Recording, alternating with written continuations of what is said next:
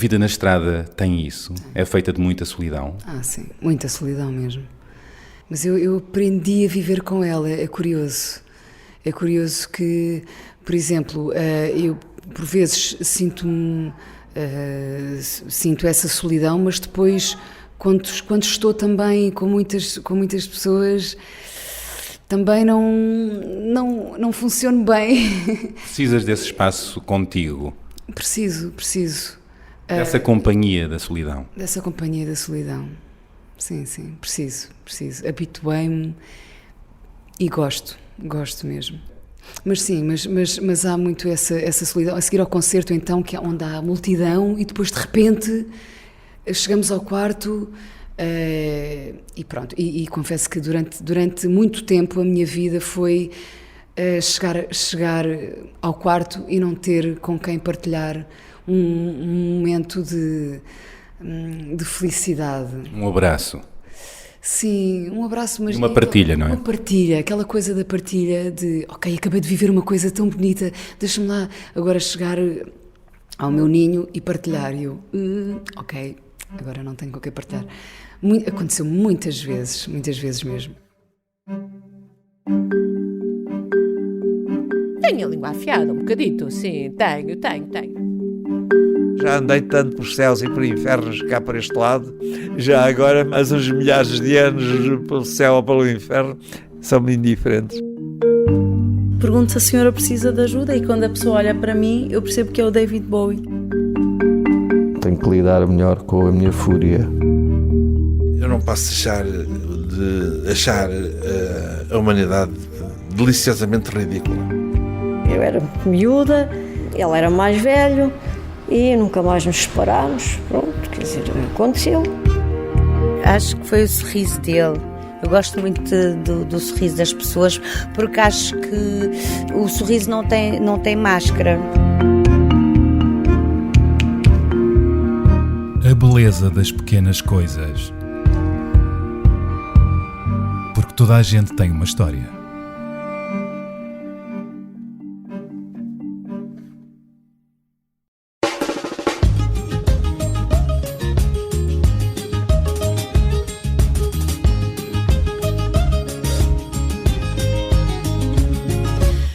Sei sempre bem que me apetece viro o disco se o antigo me aborrece.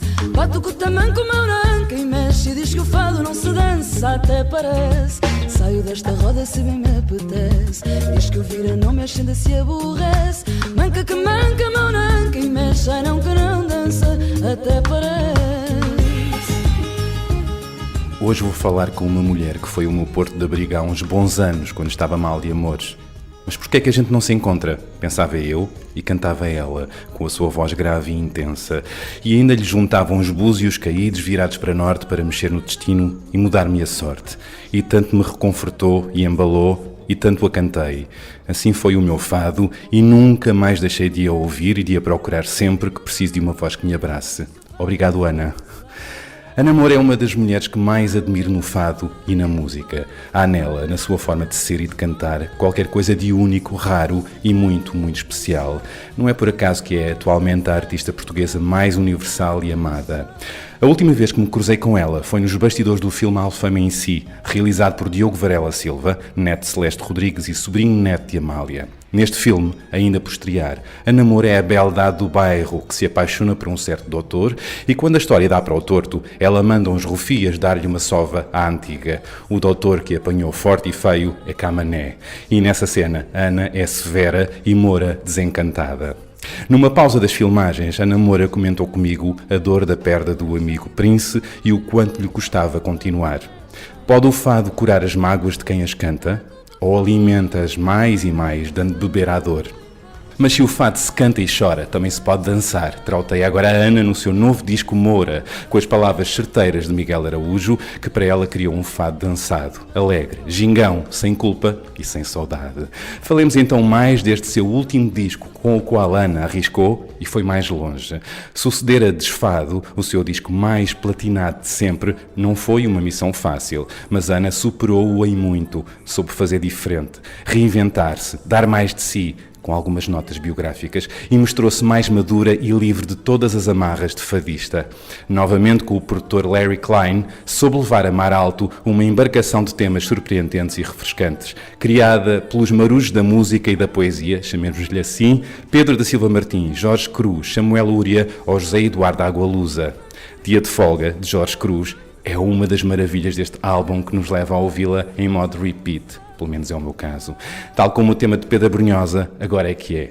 Neste disco, a Namora é fadista, mas não é só tristeza e neblina, é tudo o que a vida contém. E que beleza é ouvi-la a cantar Moura Encantada, Eu Entrego, este num dueto com Omar Portuondo, ou Lilac Wine, um tema antes interpretado por Nina Simone e Jeff Buckley, e que nesta versão soa mesmo a fado, porque o fado está-lhe mesmo no sangue.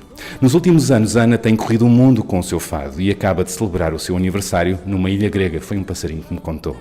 Está agora de regresso para uma série de concertos intimistas. No próximo dia 14 de outubro estará no Coliseu de Lisboa, dia 21 apresenta-se no Coliseu de Alvas e dia 28 no Coliseu do Porto. Em novembro, a Ana cantará, ou melhor, encantará, também em Coimbra e Évora.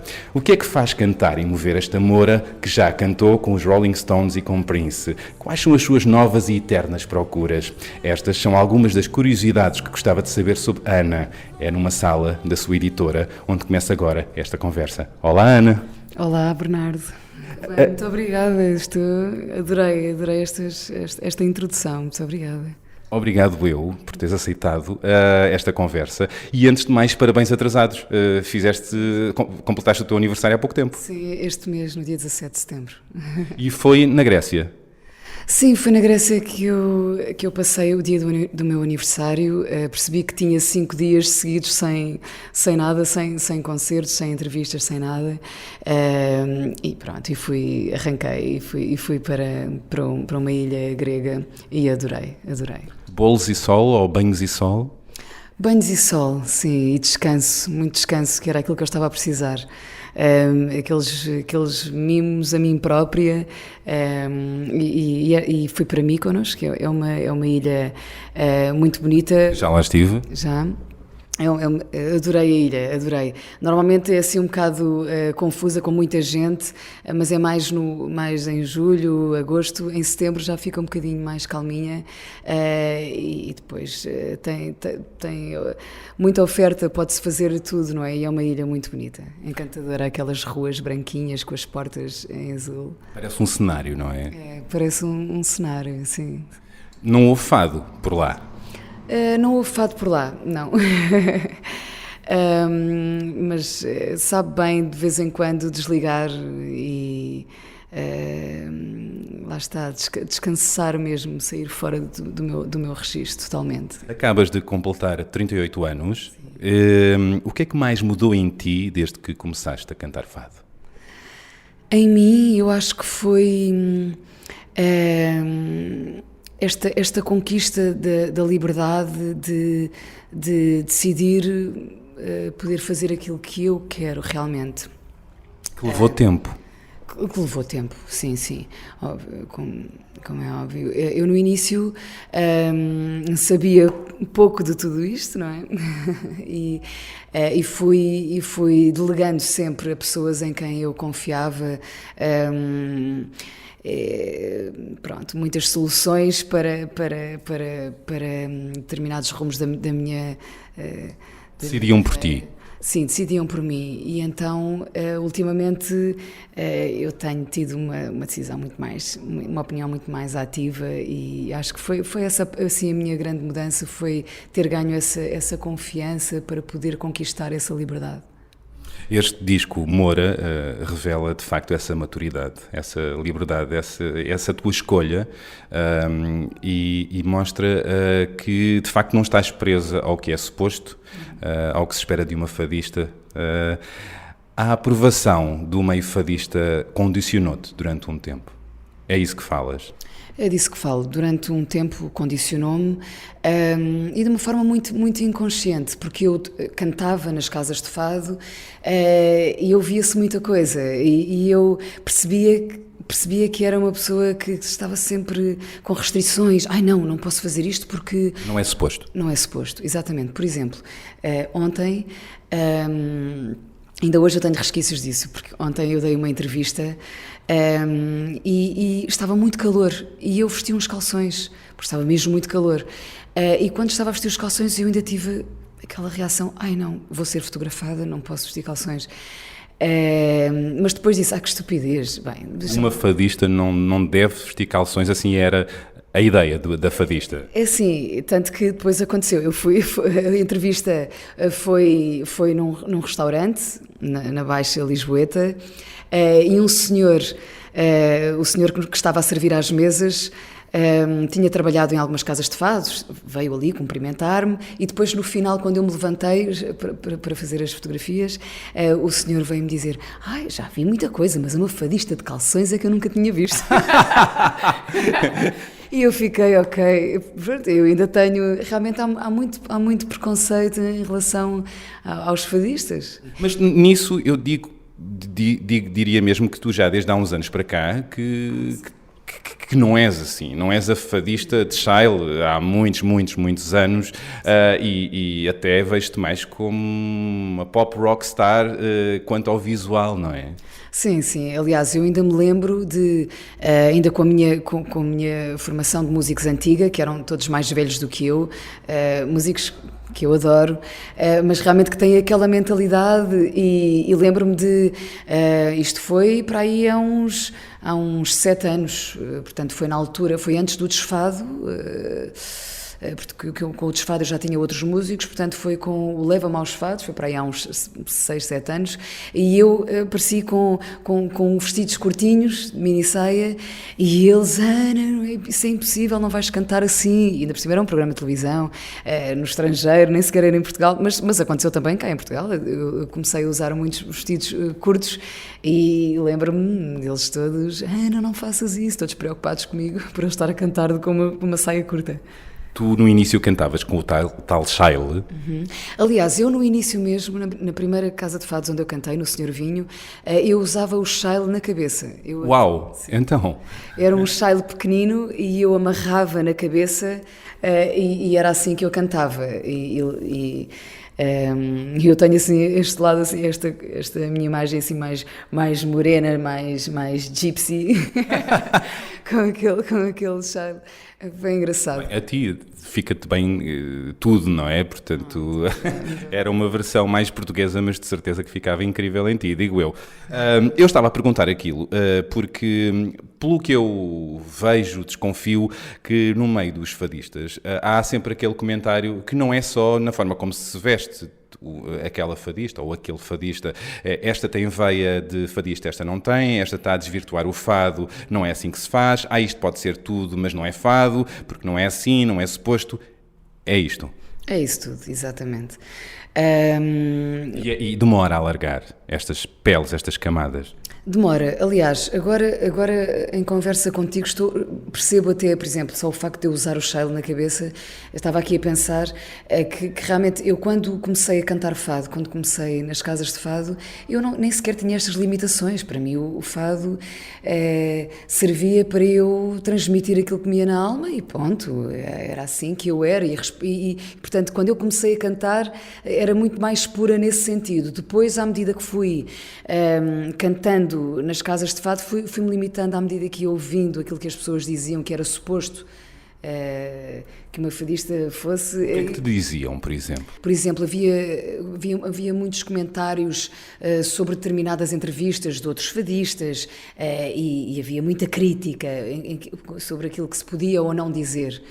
Cortar na casaca. Pronto, ou no cheio, cortar no cheio. Cortar no cheio. Sobre aquilo que se podia ou não dizer, que os fadistas deviam dizer ou não. Ou seja, eu lembro-me que as primeiras entrevistas que eu dei eu ia cheia de medo, porque, não, isto não posso dizer. Isto, quer dizer, era uma prisão e pronto, e alarga-se àquilo que se veste, pronto, como eu já disse.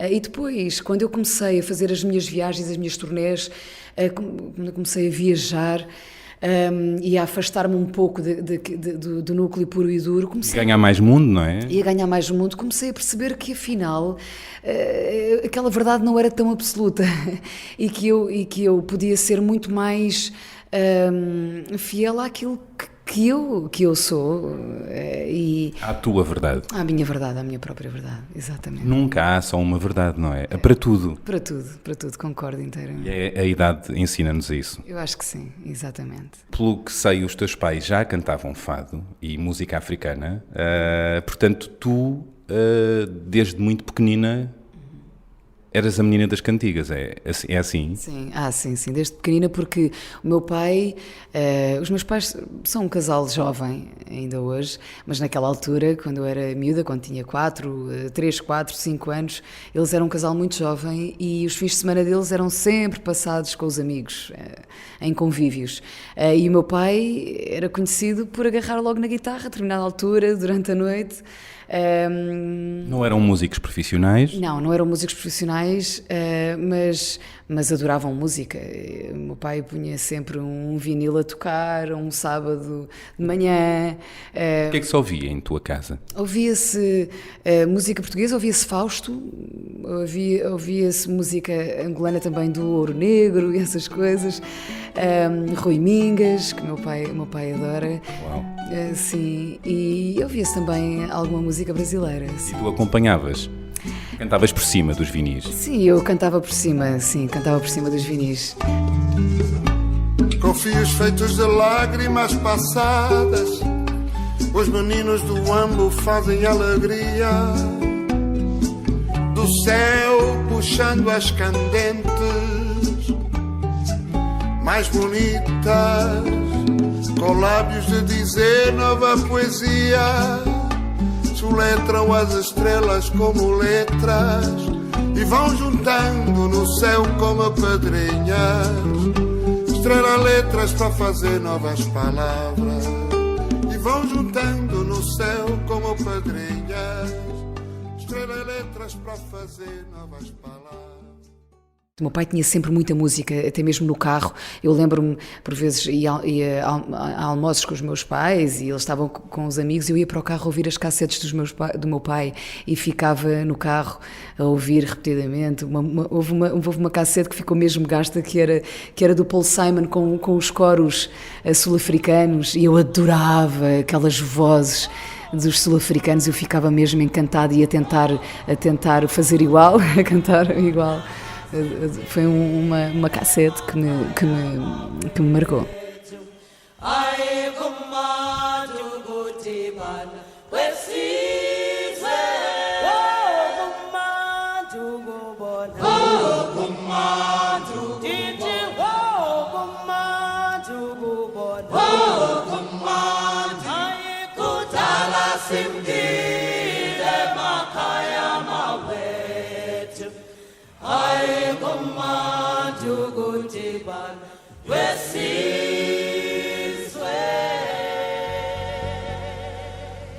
É o teu pai que tem origens africanas? Não, por acaso é a minha mãe. É a minha mãe, só que o meu pai foi para Angola com 13, 14 anos e depois mais tarde conheceu a minha mãe. O meu pai foi viver para Moçambique e a minha mãe é do Lubango. E pronto, depois a minha mãe começou a dar aulas muito novinha e foi destacada para Moçambique e foi aí que eles se conheceram.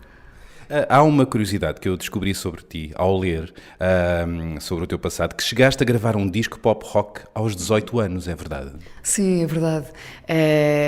Estavam à procura de uma voz e fizeram um casting, o Luís Oliveira, um produtor, e estavam à procura de uma voz, agora não me recordo do nome da cantora, estava aqui a tentar lembrar, mas não, pronto, de uma voz de referência. E sim, entretanto eu fui fazer o casting e fui a cantora escolhida, só que esse disco nunca chegou a sair. Nunca chegou a sair, mas soava a quê? Era um rock com violinos. Uau, já há muita modernidade. Sim. Era assim um pop rock com violinos, sim. Felizmente não saiu, será? Ou tens pena? Felizmente não saiu. Naquela altura eu tive alguma pena, porque obviamente quando estava a gravar o disco estava a desenvolver imensos sonhos, não é?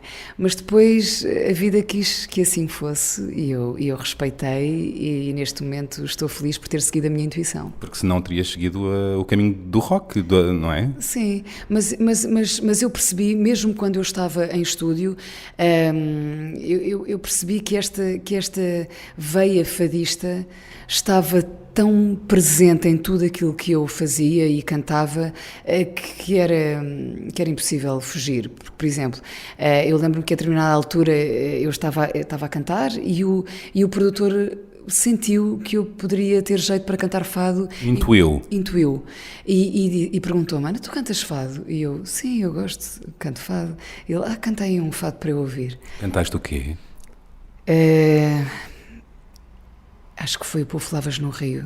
Acho que foi. Pronto, era o que eu ouvia na altura. Foi o Povo Lavas no Rio. Da nossa Amália. Da nossa Amália. E entretanto, eu fechei os olhos e a minha postura mudou. E ele ficou impressionado com a postura que eu tive ao cantar fado, que era completamente diferente do rock. E ele disse: Ana, é assim, com essa entrega que eu quero que tu cantes rock. É isso mesmo, é assim. E eu percebi que aquilo era presságio de alguma coisa. Realmente eu era fadista, pronto. E mesmo que eu cante rock, cante outro género de música, esse lado fadista, essa veia estará presente em tudo. É um sentir? É um sentir muito, é muito mais pelo sentir do que uma questão estética de vocalizos. Eu acredito que sim. Há muitas discussões sobre isso no meio fadista, do que é que determina um fadista do não fadista. E eu já ouvi tudo, mas há muita gente que diz que são aqueles trejeitos fadistas.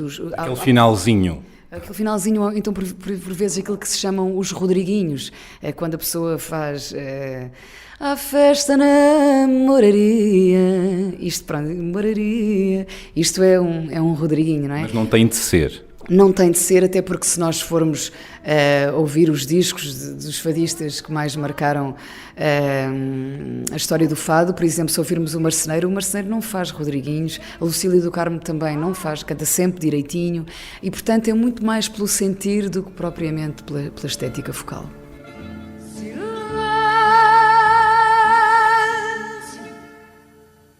Do silêncio faço um grito e o corpo todo me dá.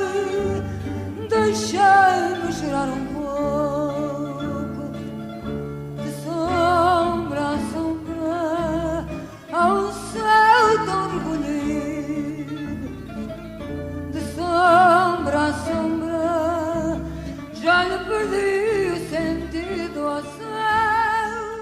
Eu lembro-me de uma vez estar a querer cantar O Grito, da Amália, que é uma pessoa que tem uma vontade de morrer, não é? Quer dizer, eu não tenho essa vontade de morrer, então naquela altura muito menos tinha. Era novinha, quer dizer, eu tinha tudo pela frente. Poucas dores de amor. Já tinha as minhas... Eu sempre fui uma pessoa muito sofrida. Sim, sempre houve muito fado em ti. Sempre. Mesmo na minha adolescência, minha infância. Aliás, a minha mãe conta-me histórias que eu fico: ai meu Deus, eu estou muito melhor agora. Sério? Eu sou muito emotiva, pronto, tanto vivo a felicidade com muita intensidade como vivo o sofrimento. A minha mãe, por exemplo, tinha imenso cuidado em contar-me uma história, porque senão eu ficava muito triste, ia para o quarto, ficava a chorar com a história que a minha mãe me tinha contado. Diz que é a drama queen. Um bocadinho. A última vez que falaste da saudade que tinhas do Prince. Estás mais apaziguada? Sim, há um apaziguamento que se vai ganhando, e pronto, que eu fui sendo contagiada também pelas pessoas que o rodeiam. Eu, depois, passado uns meses, houve aquele concerto que foi feito nos Estados Unidos, e eu pensei que fosse ser muito duro fazer esse concerto, Mas depois estar lá com aquelas pessoas e que tinham se calhar até dores maiores, sei lá, embora a minha eu acho que nós pensamos sempre que a nossa dor é a dor maior. Estava lá o Stevie Wonder, a Christina Aguilera, Chaka Khan, John Mayer e os New Power Generation e os Third Eye Girl. Exatamente, que era a banda do Prince, a última banda. New Power Generation foi a banda que o acompanhou durante mais anos, mas as Third Eye Girl eram a banda que eu acompanhava nos últimos anos, e aliás foi com elas que ele veio a fazer o último concerto a Lisboa, que foi no Coliseu. E pronto, e entretanto eu estive ali com eles e fomos contando histórias e até nos rimos. Eu pensei que fosse ser muito duro, mas acabei por pensar, estou aqui a rir, realmente. Mas pronto, foi assim que me fui apaziguando, foi estando em contacto com eles e pronto. E esse concerto foi importante? Esse concerto foi muito importante, foi. Foi muito emotivo. Depois, no final do concerto, lançaram a voz do Prince a cantar o Purple Rain, só a voz mesmo, à capela. E, bem, estávamos todos em palco, todos a chorar, parecia que ele estava ali. Foi mesmo, eu arrepiei-me, até a minha cabeça estava toda, uma sensação, a minha cabeça estava toda arrepiada. Não só o corpo todo, normalmente são os braços, mas eu lembro-me que foi uma sensação até na cabeça, uma coisa estranha. No couro cabeludo, quando eu digo na cabeça, e parecia mesmo que ele estava ali a cantar o Purple Rain, e depois a meio da música os New Power Generation começam a tocar, mas eu senti mesmo que ele estava ali, senti-o a caminhar por aqueles corredores enquanto que os outros artistas cantavam, e depois tinha muitas imagens dele. E as fotografias, ele seguia-nos com o olhar naquelas fotografias. Eu caminhava e a fotografia parecia que ele estava sempre a acompanhar-me com o olhar, a acompanhar toda a gente, não é? Que ele passeava. E ele nos últimos anos acompanhou-te a carreira e esteve perto de ti. Foi importante para ti? Foi muito importante, até mesmo para eu ganhar esta segurança, foi muito importante. Foi uma amizade, de repente, que me trouxe tanta coisa boa. E eu digo segurança porque ele era assim o meu maior fã. Uau. Ele estava sempre a gabar-me, ele chamava-me Our Queen. E uma coisa muito bonita... O Prince chamava-te Our Queen. Sim, uau! Sim. Aliás, uma coisa muito bonita que aconteceu, por isso é que eu senti tanta presença dele nesse concerto, foi os roadies que andavam ali no palco, no concerto. Eu estava ao lado da Jessie J no final.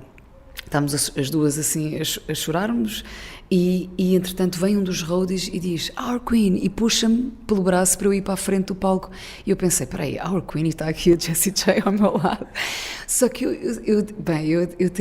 até chorei porque, eu fiquei, parece que é o Prince que está a dizer, porque ele é que me chamava Our Queen. E isso passou para os outros? Sei lá, não sei, não é? Quer dizer, mas o que é um facto é que o roadie vem puxar-me pelo braço quando está ali a Jessie J colada a mim ali no meu braço, e como é que ele não a puxa e chama Queen a Jessie J, não é? Por isso é que eu digo que parecia mesmo que ele estava ali. Pronto, sei lá. O que é que te vem à cabeça quando pensas no Prince? Sei lá, depende dos momentos. Há momentos em que fico tão triste, fico mesmo, pronto, triste, não há outra coisa. Mas depois há momentos em que relembro histórias e farto-me de rir. Farto-me de rir. Eu estou muitas vezes com algumas pessoas que eram próximas dele, com a manager dele, com alguns elementos das Third Eye Girl também, ainda agora quando os New Power Generation vieram ao festival, ao Superboc, eles convidaram para ir cantar música com eles, estive com eles, depois fomos todos beber um copo, fechámos a parte de cima da Casa Independente e estivemos ali, porque aquilo é muito giro, aquela parte de cima. É verdade, é a minha preferida, a parte de cima. A sério? Pois, claro. E há uma parte que é mais resguardada, onde o João Gomes, que é o meu teclista e que é marido de uma das donas da Casa Independente, onde ele tem muitos órgãos antigos, vintage, e eles estavam encantados com aqueles teclados, eles estavam ali a descobrir, então fizemos ali uma brincadeira, tudo a cantar, tudo a tocar, e pronto, mais uma vez relembrámos o Prince, porque isso era aquilo que o Prince adorava fazer, mesmo depois de um concerto enorme dele, Ele gostava de se juntar a seguir e lá íamos nós tocar e cantar.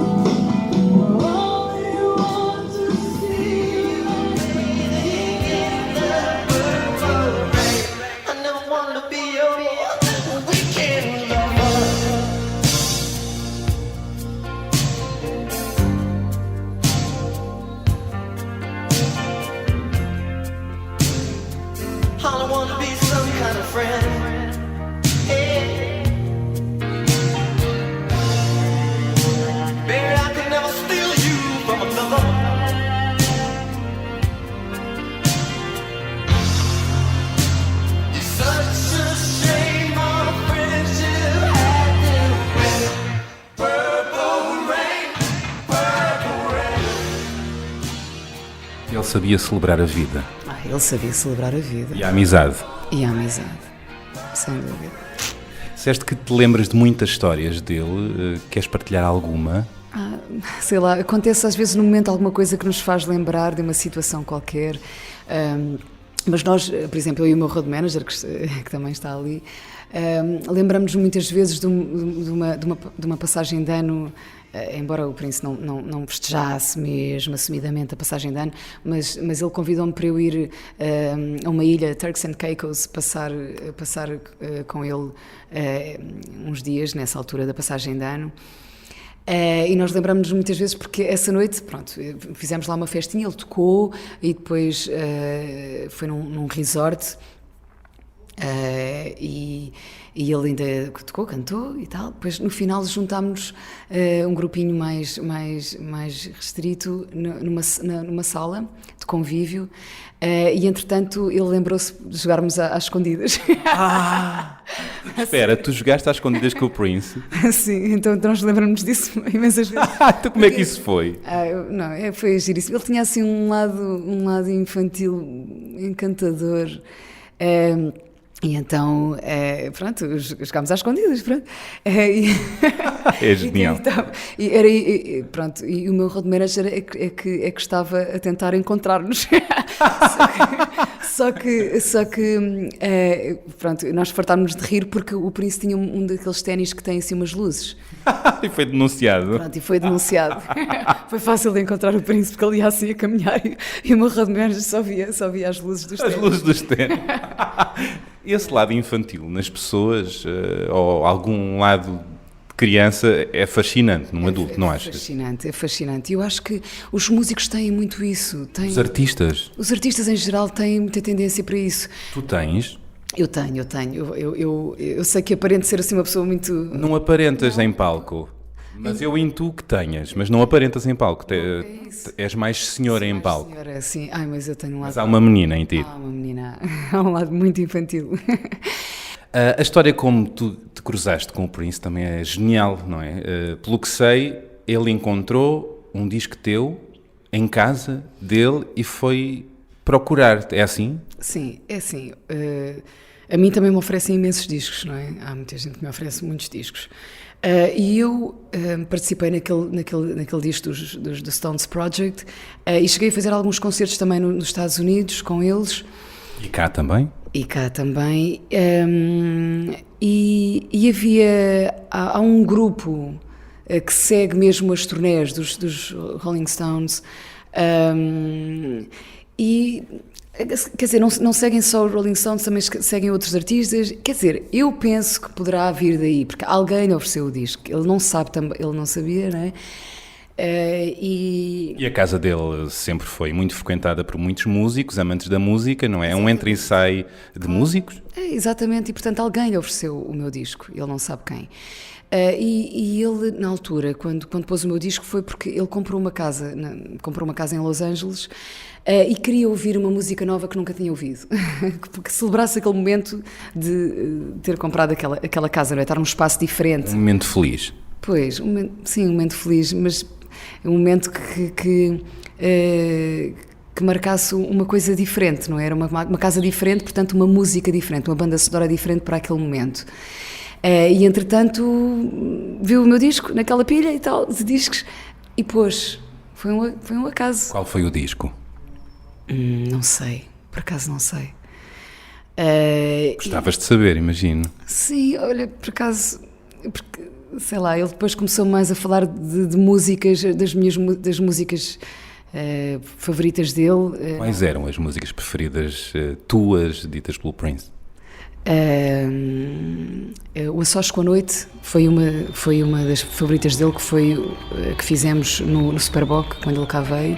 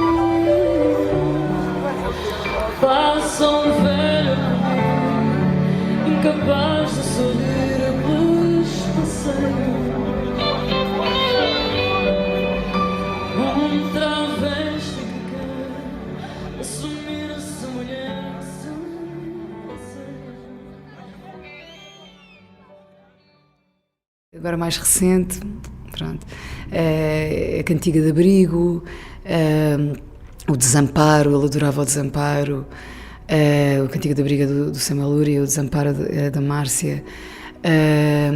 Ele adorava também o Ai Eu, que é uma música muito introspectiva, de Pedro da Silva Martins. Nos embala tanto. Sim.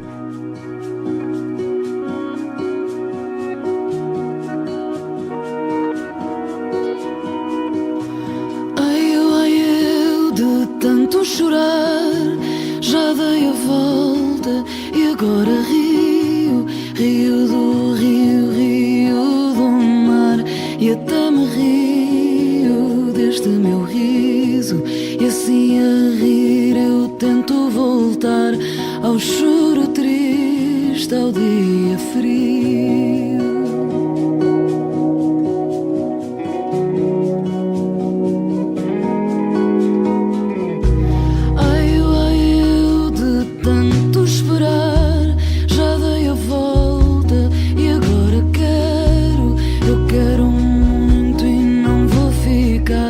À espera de tudo, quando nada peço, só peço ter forma de voltar, apenas a querer o que já não espero. Ele tinha assim umas quantas. Ele gostava muito de fado tradicional também. Sério? Sim, ele adorava o menor, o fado menor, porque ele punha muitas vezes o meu DVD no Coliseu, aquele antigo mesmo, ele punha lá no Paisley Park num ecrã gigante e punha os músicos todos a verem o DVD. Eu senti-me muito envergonhada. No seu espaço? No seu espaço. Lá eu reunia ele, os músicos todos. Agora vamos todos ver o DVD da Ana. Uau! E tu enchias aquela casa, aquele espaço? Sim, e a minha música enchia aquele espaço. Mas é o que eu digo, por isso é que aqueles músicos que o acompanhavam têm este carinho assim por mim, porque viam que ele adorava a minha música e por ser tão diferente, ele achava, por exemplo, naquela altura, ainda por cima eu tinha feito uns videoclipes ao vivo e ele dizia, isto é que é verdadeiro, porque ninguém deve fazer playback, isto é que são os verdadeiros videoclipes, porque eu cantava mesmo. E pronto. Eras pouco plástica. Era pouco plástica e ele adorava isso. Ele estava sempre a dizer às coristas dele que queriam. As coristas é muito bom. Que queriam gravar os seus próprios discos e ele dizia: vocês não podem imitar ninguém, vejam a Ana. E depois punha-se a ver o meu DVD. É muito giro. Foi com o Prince que perdeste os medos. Podemos dizer isso? Sim, sim. Os meus maiores medos foi com o Prince que eu os perdi, assim. De repente ter um gênio destes que toca não sei quantos instrumentos da mesma forma, porque ele tocava todos. Normalmente há músicos que tocam muitos instrumentos, mas que se destacam mais num. Obviamente, ele era incrível na guitarra elétrica, mas ele tocava qualquer instrumento. Eu lembro-me, por exemplo, eu assistia a muitas gravações dele lá no Paisley Park e muitas vezes estava o John, que também faleceu agora há pouco tempo, um dos maiores bateristas do mundo, a tocar com ele dizia, não, John, não é assim, e ia para lá para o estúdio, para dentro do estúdio mesmo, ele estava na regia a dirigir aquilo, a produzir o disco e depois ia para a bateria e dizia ao John como é que era, e todos eles com um respeito e com uma admiração incrível por ele. Ele era um gênio mesmo. O artista. Era. E dançava. E dançava, é verdade. Tu também danças. Também adoro dançar, sim. Já te encontrei no Lux. Sim. Portanto, o fado também se dança. Cantas agora neste disco com uma letra de Miguel Araújo. Deu-te gozo poderes cantar este tema, imagino. Deu muito gozo. E recuando agora, eu acho que aquela africanidade que eu tenho também se revela por aí. Por exemplo, eu lembro-me muitas vezes pessoas que viveram em África e que sabem que eu tenho esta ascendência, dizem muitas vezes, sente-se mesmo que dá ali uns toques com as ancas e não sei o quê. As pessoas dizem muitas vezes isso. Diz que o fado tem raízes africanas, não é? Há uma linha que diz isso. Há uma linha que diz isso. Não sei e, sinceramente, pronto, eu já li várias coisas, já ouvi várias versões, mas pronto, já houve tanta discussão sobre isso e eu não tenho opinião formada. Fado é saudade, mas também pode ser alegria, tens provado isso nos teus últimos discos. Como eu questionei na introdução, pode o fado curar as mágoas de quem as canta? Ou alimenta-as mais e mais, dando de beber à dor? As duas coisas. Muitas vezes alimenta e há um masoquismo. Mexer na ferida, não é? Sim. Para chegares àquela verdade, estás sempre aí lá, onde dói. Onde dói. Nem sempre, não é? Por isso é que eu digo que há os dois lados, mas realmente há esse lado de alimentar a dor e de viver nela, e que até parece que dá um certo gozo. É prazer, aquela coisa quando nós temos uma alergia, uma ferida e estamos ali a coçar, mas é uma dor, mas que ao mesmo tempo sabe bem. Eu acho que é a mesma sensação. Mas tem os dois lados. Muitas vezes, por exemplo, quando já me aconteceu estar a viver uma história muito semelhante à história que eu estou a cantá-la, e se estou mesmo no pico dessa história, eu não consigo cantar, porque já me aconteceu querer chorar e eu não consigo chorar e cantar. Não dá, não é? Fiquei embargada. Não cantar quando estás muito em baixo, não é? Pois, quando estou no pico mesmo do sofrimento, aí se a letra for realmente muito semelhante àquilo que eu estou a viver, não dá muito resultado, porque senão posso chorar mesmo. Andas entre o lado lunar e solar, ou pendes mais para um lado? Eu ando... Eu acho que... Não sei, eu acho que não... Provavelmente há uns anos atrás eu diria que pendia mais para o lado lunar, mas acho que não, acho que ultimamente não. Tanto vivo uma coisa com muita intensidade como a outra. Mas eu se me lembrar, por exemplo, há uns anos atrás mesmo quando eu era miúda, eu sempre vivia a alegria também com muita intensidade. Muita, mas eu sei que há pessoas que durante a minha adolescência me diziam Ana, tu és tão sofredora, mas depois eu adorava rir sempre adorei rir e dançar. Aliás, a minha gargalhada é muito conhecida entre as pessoas que me acompanham. Eu tenho uma gargalhada mesmo forte, mesmo prazerosa. Tão bom. É tão bom, sim. Aliás, até houve uma vez alguém que que escreveu sobre a minha gargalhada, que saiu num jornal. Tem que haver um fado sobre a tua gargalhada, digo eu. Eu acho que sim. Mas até essa restrição eu tive.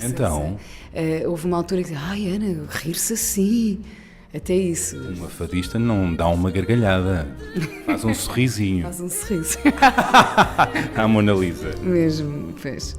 Mas até isso eu aprendi a largar. A largar.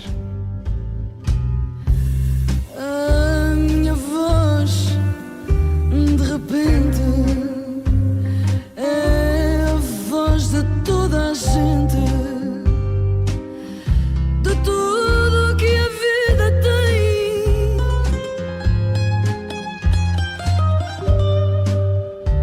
Quando a noite chega ao fim, vou à procura de mim e não encontro ninguém.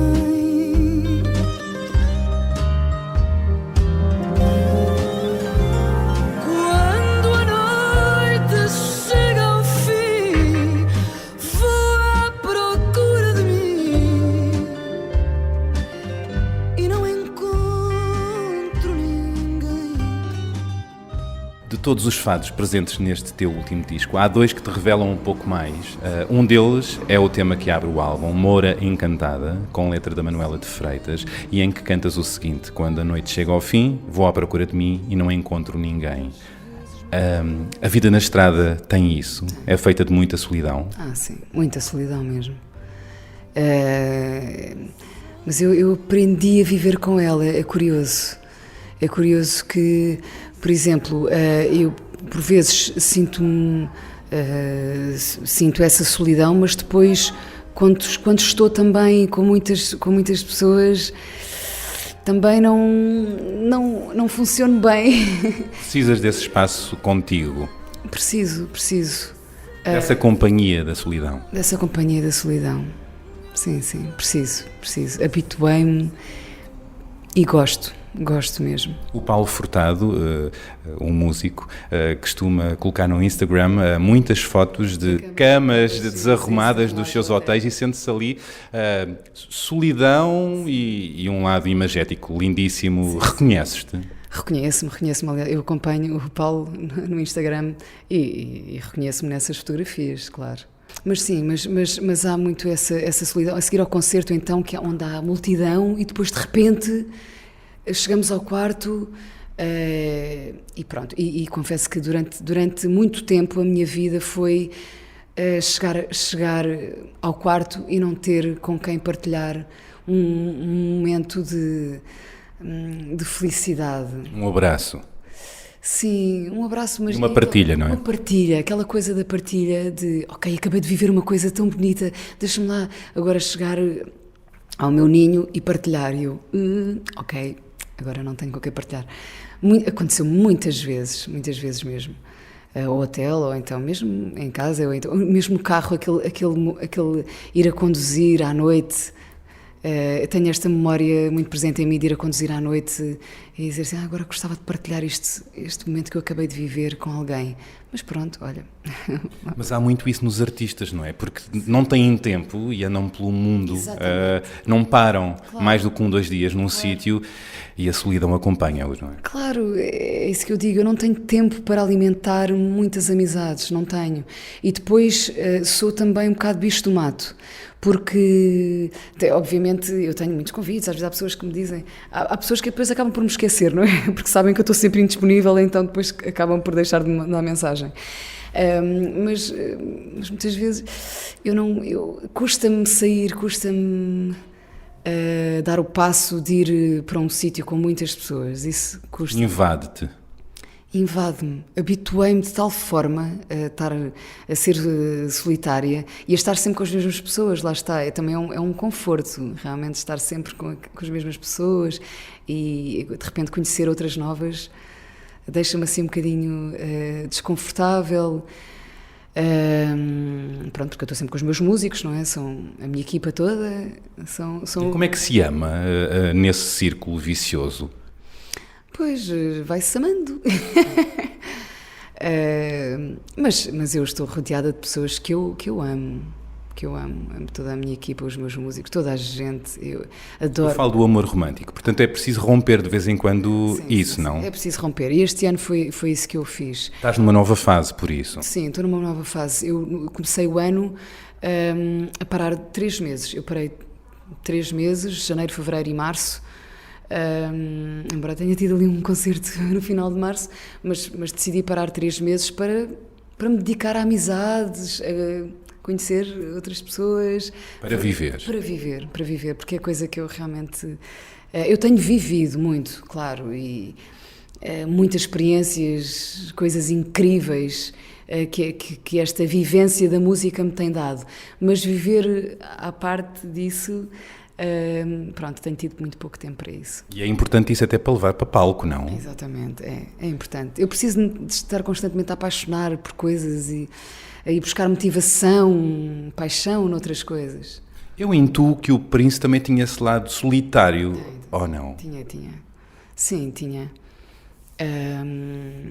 Pronto, aliás, ele então, à escala dele, ele confiava muito pouco nas pessoas, né? Quer dizer, ele às vezes até podia ter curiosidade em conhecer alguém, mas depois ficava assim, é melhor não e tal. Ele tinha, quer dizer, se eu às vezes sinto isso, não é? Então ele, à escala dele... Era esmagador, não é? Era, o lado mediático dele. Era esmagador. Aliás, agora vem-me à memória a última vez que estive com ele, que foi pouco tempo antes de ele ter ido embora, e fomos a uma loja de música lá em Minneapolis. Ele foi comigo, fomos comprar uns CDs. Ele disse, vou-te comprar uns CDs, vou-te dizer aquilo que tu deves ouvir. Ele tinha muito essa coisa, não é? Que ele era muito... ele gostava muito de dominar, mas pronto. Mas ele era o mestre. Mas ele era o mestre, exatamente. Mas eu adoro, aliás, tenho lá esses CDs todos que comprámos nessa loja, assim, num altar.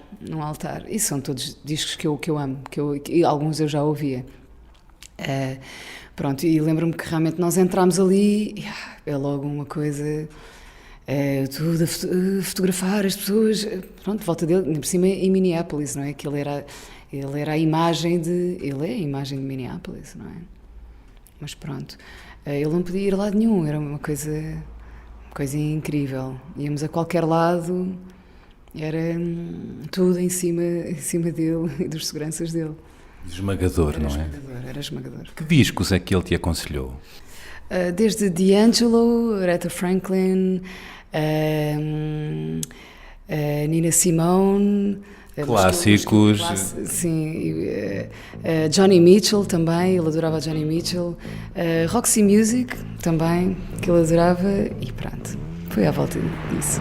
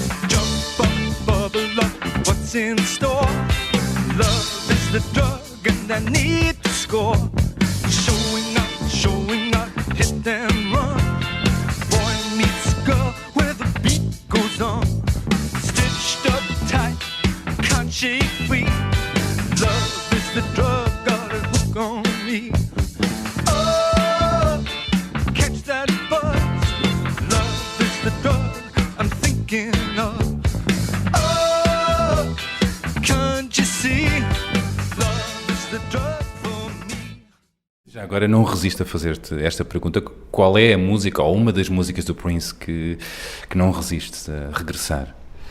Olha, eu tenho uma música muito especial que é o Walking Sand, porque eu não resisto a regressar a essa música, porque ele fez inspirada em Portugal. Foi? Foi. Aliás, foi Walking Sand, porque ele uma vez perguntou-me: Ana, quais são as coisas que tu mais gostas de fazer? E eu disse: olha, são coisas simples da vida, como por exemplo ir passear a minha cadela. E então caminhar na areia a que passear a minha cadela. E ele escreveu a pensar em ti. Exatamente, ele escreveu a pensar. Aliás, ele chegou a fazer essa caminhada comigo depois, quando veio a Portugal. Fomos passear com a Tessie, que era a minha cadela fofa, que também já partiu. E pronto, e então ele escreveu essa música inspirada nessa caminhada.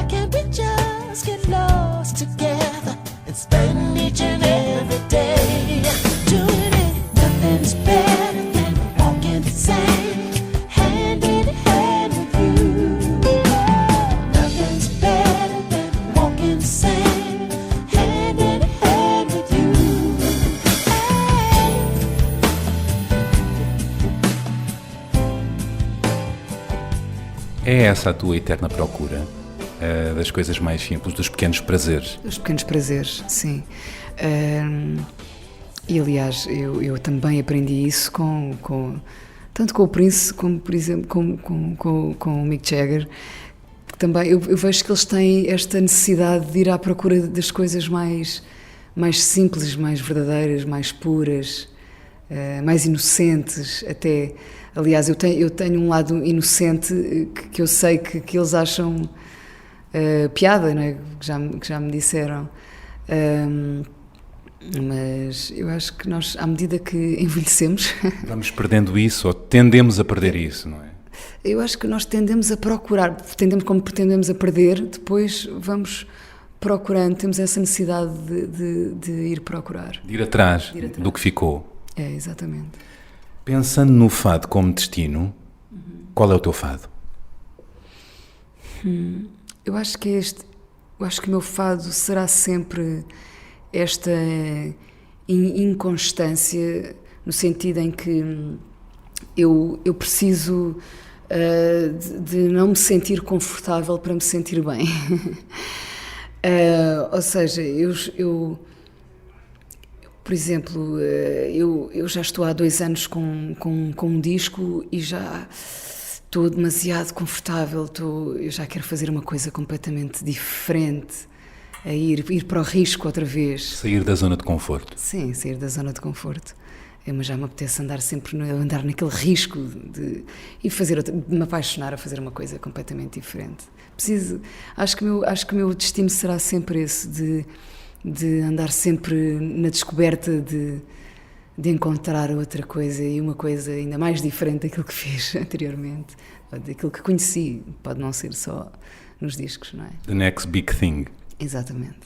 O que é que mais gostas de fazer nos teus dias de folga, pegando no tema single do Jorge Cruz?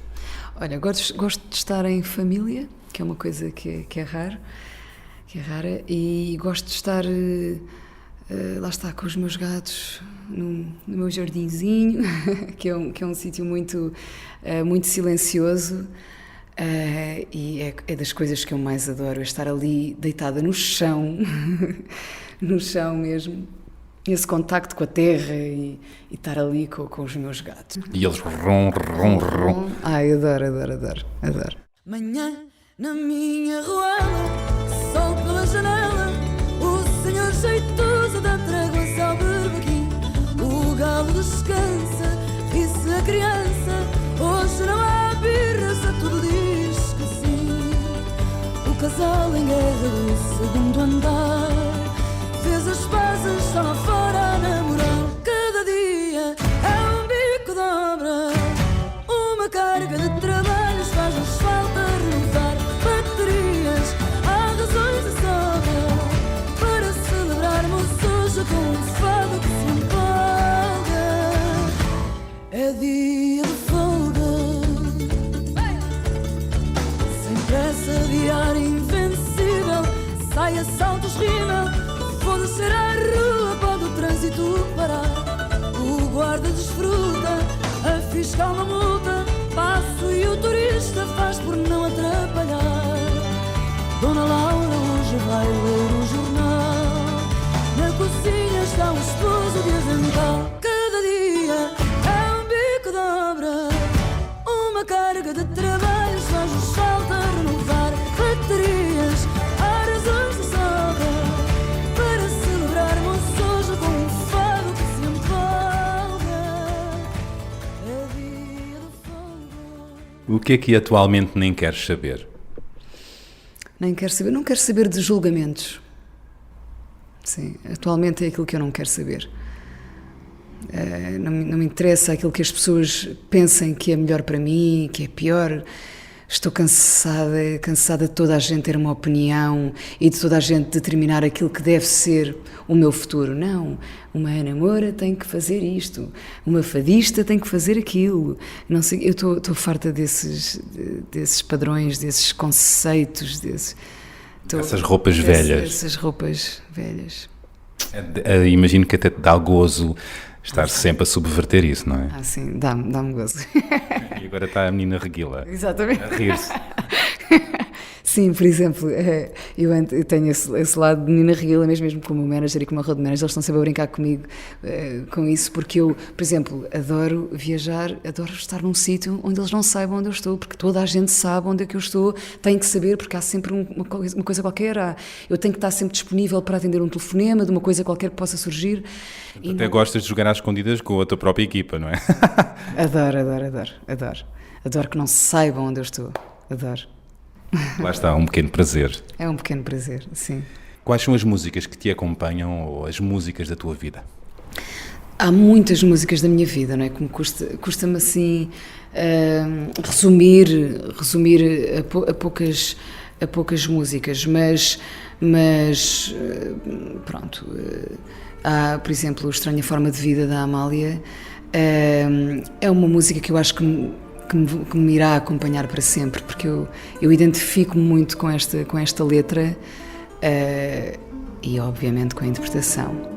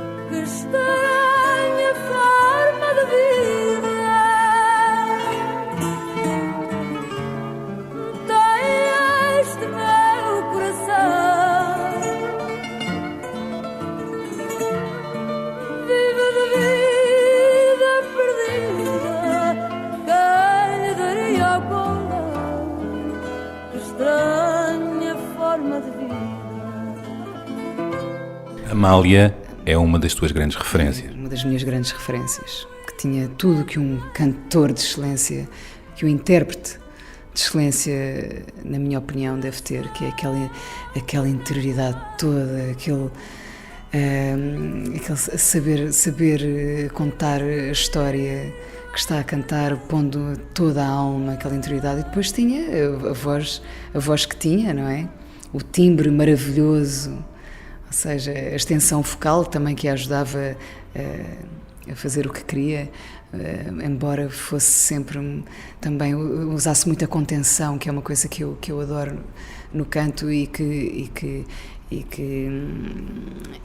demonstrava também muito da personalidade dela, não é? Foi ganhando muitos graves na voz e que também saiu dos trâmites tradicionais do fado, não é? Cantou poetas que não era de todo esperado, não é? Claro, cantou poetas, cantou composições de Alain Mando, um francês, não é? De Carlos Paião.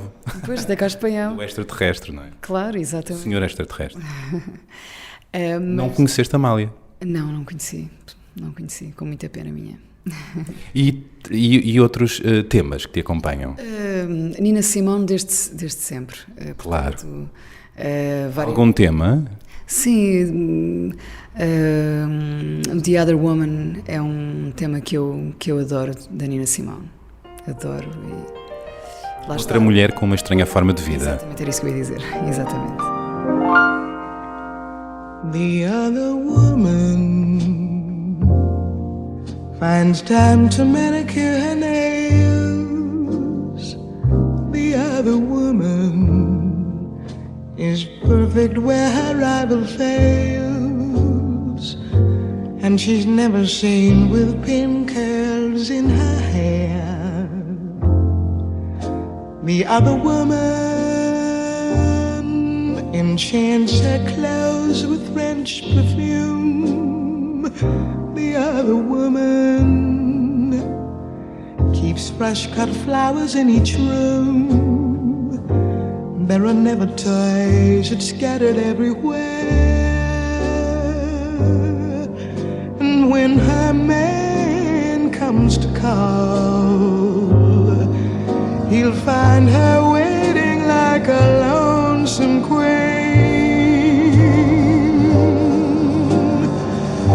'Cause when she's by his side, it's such a change from old routine.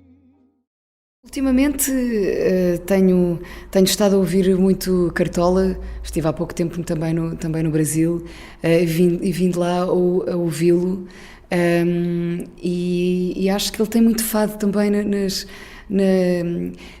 até na forma dele dizer, na forma como ele conjuga os verbos. É muito... O peso que dá à palavra. E o peso que dá à palavra. Qual é o tema de Cartola que dirias? O mundo é um moinho. O mundo é um moinho? Sim, o mundo é um moinho. Estamos sempre a viver novos ciclos, não é? Está sempre em rotação, sempre. Parece que nós vivemos várias vidas numa vida só, pelo menos eu tenho essa sensação que estou sempre às vezes quando me lembro de qualquer coisa parece que foi numa outra vida. Também tenho essa sensação. Sim. E portanto a vida é um moinho nesse sentido, sim.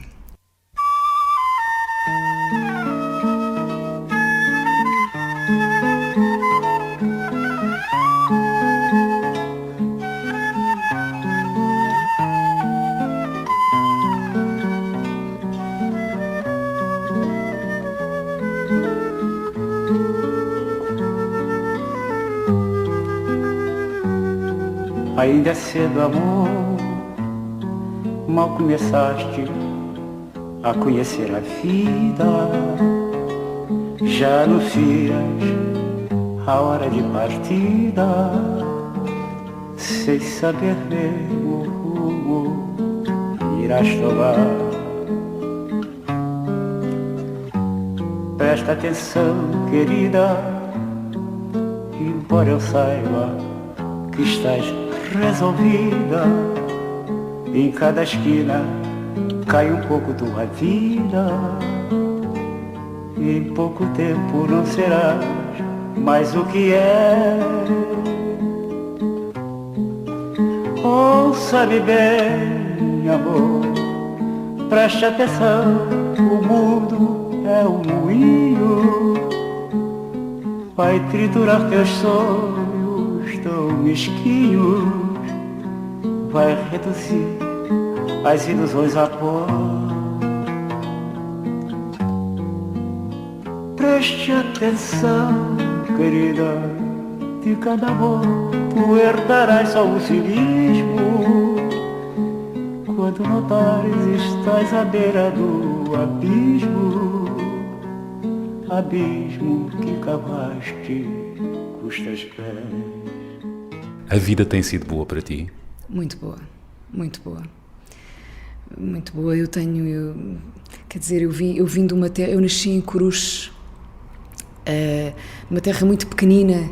De repente a minha mãe lá teve a vontade de vir para Carcavelos, para o pé das irmãs, e que bom que ela teve essa vontade de viver para o pé da família e das irmãs, porque eu ganhei também outras oportunidades de conhecer outras pessoas, de conhecer na altura também o meu professor de canto, que foi uma pessoa fundamental também no meu percurso, e depois, obviamente, estar perto das casas de fado, começar a cantar ali em Cascais, porque na altura nós fomos viver para Carcavelos, e estar ali perto de tudo, pronto, lá está, das casas de fado, conhecer os fadistas, conhecer os músicos que me ajudaram no início. Pronto, isso foi muito importante. E depois tudo aquilo, todas as pessoas que chegaram à minha vida sem eu fazer por isso, não é? Quer dizer, eu lembro-me, eu costumo contar que um ano antes do Prince, por exemplo, me contactar, ele tinha convidado a Amy Winehouse, que eu adorava também. A Amy Winehouse foi uma das vozes que mais me marcou, uma das almas que mais me marcou e com quem eu senti também mais afinidade. E lembro-me que ele tinha convidado a Amy Winehouse a ir passar o Natal com ele, porque ele queria ajudá-la, e eu li isso na imprensa, que o Prince quer ajudar a Amy Winehouse e não sei o quê, e convidou-a para ir passar o Natal com ele, e eu assim a pensar, uau, quem me dera que fosse eu. E a vida trouxe-te isso? E a vida, um ano depois, trouxe-me isso. E curioso, estava eu a passear a minha cadela, não é? Das coisas que mais gosto de fazer, que mais gostava na altura, porque já não tenho essa cadela, e estava eu a fazer esse passeio e liga-me o meu agente, na altura holandês, ele dizer, Ana, recebemos aqui um contacto da manager do Prince a dizer que ele quer ir ver um concerto teu, que era o La Cigale, em Paris, a sala La Cigale. E eu, a sério? Bem, eu fiquei histérica, e ele disse assim, mas calma, que isto pode ser uma brincadeira. E eu disse assim, Jerome, isto é em inglês porque ele era holandês, Jerome, isso não é uma brincadeira. Não sei porque eu tenho esta intuição, de repente, eu também já fui negativa, já fui pessimista, ai meu Deus, sofro, por exemplo, com entrevistas, eu sofro imenso antes das entrevistas. Eu também sofro, vou confessar, antes de as fazer. Pois, claro, eu percebo. Nunca sabemos do que é que vai sair aqui, não é? Claro. Mas pronto, eu sofro antecipadamente com muita coisa, mas eu senti que era verdade, senti mesmo. E não te faltou a voz quando falaste com ele? Não me falta. A primeira vez que falei com ele, lembro-me, era muito cedo, porque eu ia apanhar um voo e estava no aeroporto de Lisboa, e era bem umas 7 da manhã, e lembro-me que recebi um telefonema, porque o meu agente já tinha dado o meu número de telefone, que fala da parte do Prince, e eu... Fiquei super nervosa. Um grande silêncio. Ele disse, olha, o Prince vai-te ligar daqui a 5 minutos, ok? E eu, ok, desliguei o telefone, fiquei super nervosa, fui beber um copo de água com açúcar. Não foi álcool? Não foi álcool, às 7 da manhã, mas podia ser, não é? Podia ser, realmente com os nervos. Mas pronto, lá fui eu beber um copo de água com açúcar, e depois...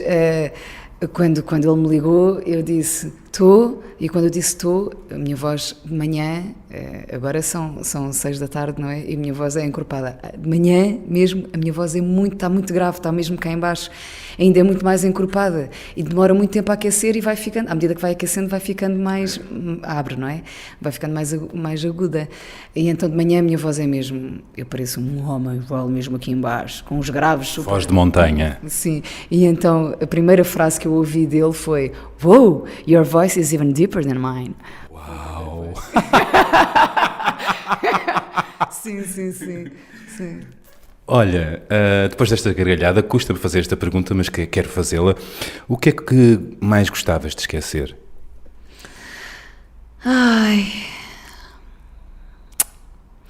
Sabes, o ano passado foi um ano que me custou muito, mas pronto, nós aprendemos sempre com o nosso sofrimento, não é? Mas aquela fase de ter, pronto, descoberto que o Prince tinha morrido, para mim custou mesmo muito, muito, e depois eu sou muito ligada aos meus gatos. Pronto, lá está, como sou muito solitária e tal, aquela coisa, eu agarro-me aos meus gatos e aquilo é a melhor coisa que eu posso ter na vida. Eu fico ali deitada e eles vêm para cima de mim a ronronar, pronto.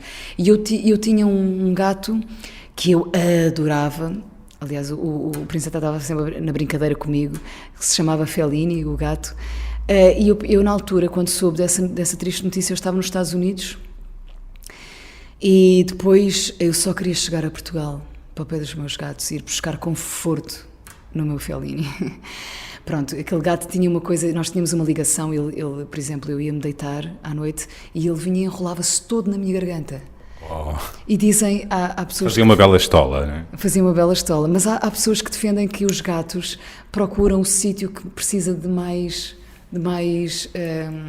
apoio para ir... Verdade. É verdade, há pessoas que defendem isso. Por isso é que os meus põem em cima do meu peito. Se calhar é bonito.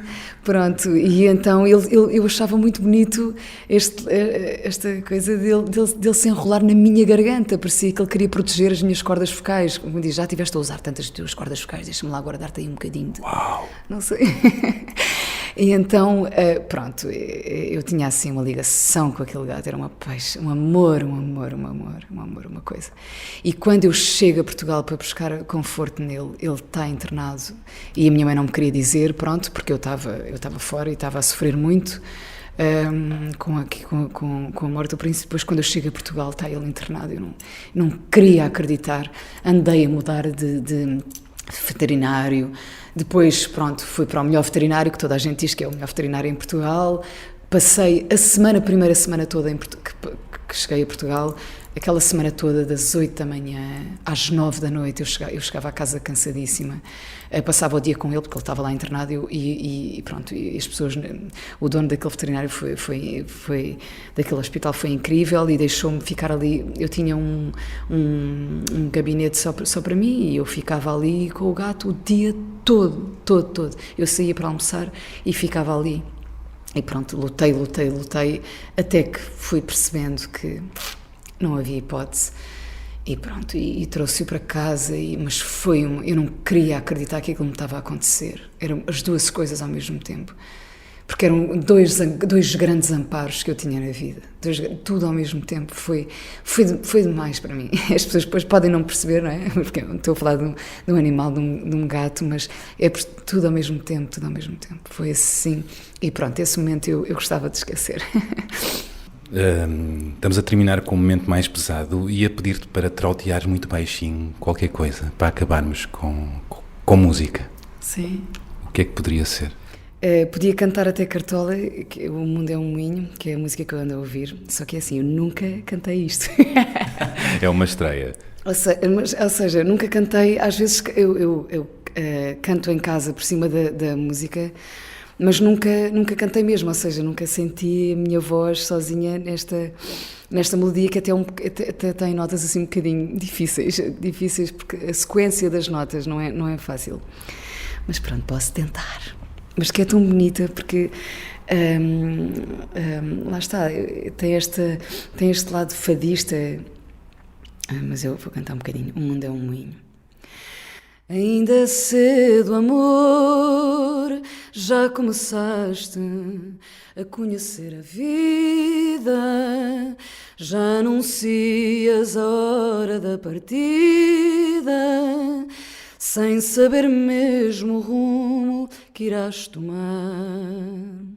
Presta atenção, querida, embora eu saiba que estás resolvida, em cada esquina cai um pouco a tua vida. Em pouco tempo não serás mais o que és. Ouça-me bem, amor, presta atenção, o mundo é um moinho, vai triturar teus sonhos tão mesquinhos, vai reduzir as ilusões a pó. Pronto, é isto. Opa, que lindo. Um abraço. Obrigado. Obrigada.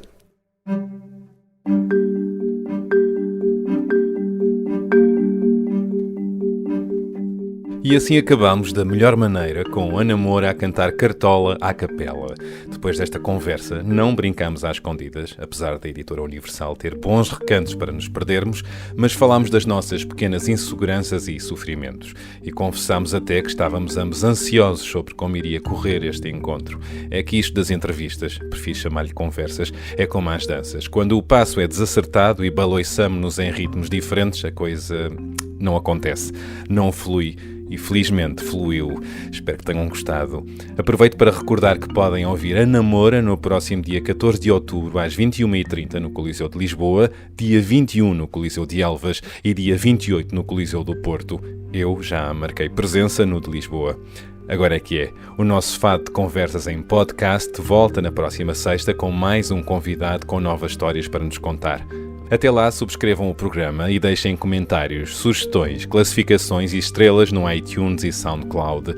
Aproveito para agradecer as mensagens simpáticas que nos têm enviado. Obrigado. Têm-nos dado força para continuar e fazer melhor. E mais uma vez, se gostaram deste episódio, partilhem com os vossos amigos e conhecidos nas redes sociais para que eles também o possam ouvir. Contamos convosco. Até para a semana e boas conversas.